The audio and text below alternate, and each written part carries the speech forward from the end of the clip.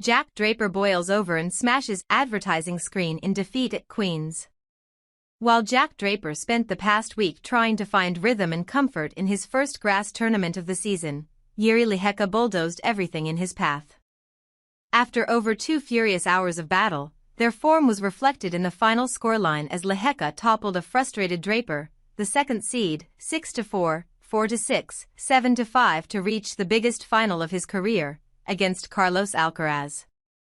Draper, who will nonetheless be among the top 4 seeds at Wimbledon as a result of this run, had been struggling with his game and apparent illness this week and revealed he had been diagnosed with tonsillitis.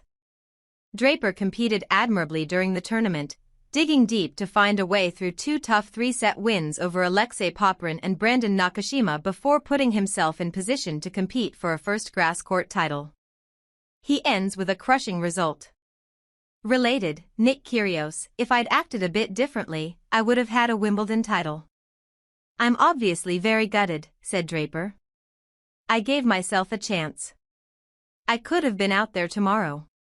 This is a tournament I have watched since I was young and always really motivated to come here. It hurts a bit more because it's at home. It isn't the big one, but every match I lose, I take it really hard.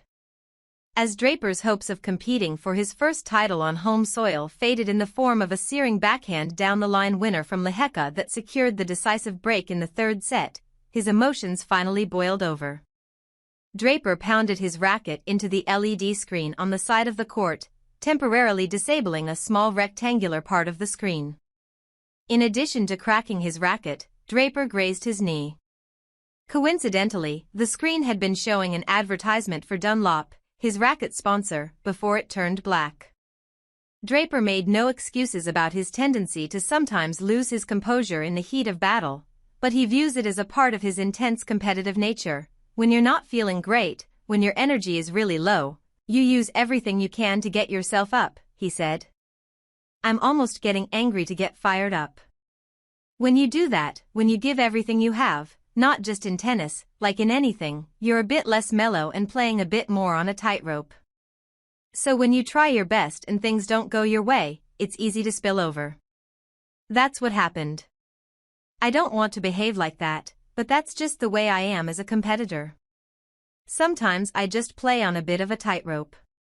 I don't want to be behaving like that.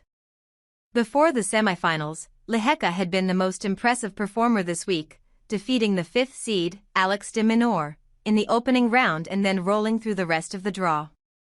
His massive first serve and clean, destructive forehand dominated the first hour of the match. In the decisive final moments deep in the final set, Lehecka outserved Draper and dictated from the baseline. Although Draper fought impressively and served well to turn the match around, he has struggled with his forehand throughout the week, meaning once he lost his service rhythm in his final 2 service games, he was vulnerable. When Draper revealed his tonsillitis diagnosis, he said he had simply been outplayed. Today's probably the worst I have felt, said Draper. Did I think about withdrawing? No, not at all. I'm in the semifinals at Queen's. I'd probably go on court with a broken leg. I wouldn't have pulled out for anything. So I went out there, gave all I had, and I can be very proud of that.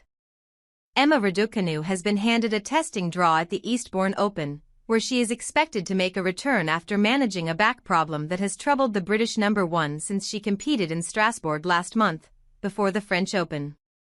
The 2021 US Open champion took an off-court medical timeout during her quarter-final loss to Zheng Qinwen at Queen's Club last week, after which it was confirmed she would miss this week's Berlin Open, having been offered a wild card. Seeded 7th in the draw for Eastbourne, Raducanu has been drawn against the American Enli in the first round, with the 2-time Wimbledon runner-up Ons Jabeur her likely second-round opponent. Daria Kasatkina, the Australian world number 16 and last year's Eastbourne winner, is a potential quarter-final opponent. Diana Jastrzębska beat Magda Linette of Poland to secure a place in the final of the Nottingham Open, where she will play Makartni Kessler. The Ukrainian Jastrzębska, who had knocked out former US Open finalist Leylah Fernandez in the last 8, came through 6-4, 6-4 after a rain delay during the second set to make a first grass court final of her career.